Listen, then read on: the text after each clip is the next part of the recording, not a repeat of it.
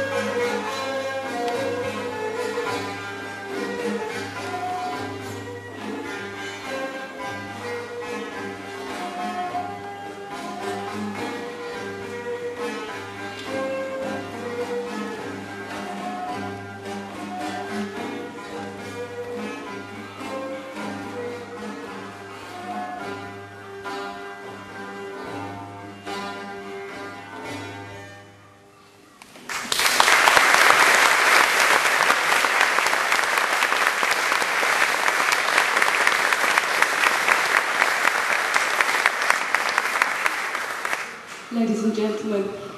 We're very pleased to be here tonight at the Sidmouth Folk Festival. We are the London Wiggle Ensemble. Ken has done a very nice job of introducing us there, so I won't say too much.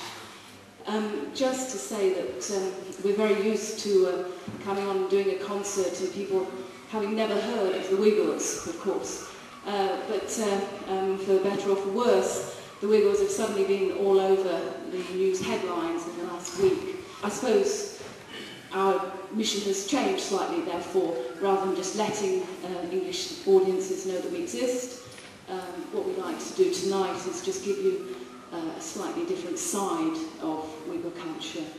And of course, what better way to do that than through beautiful music.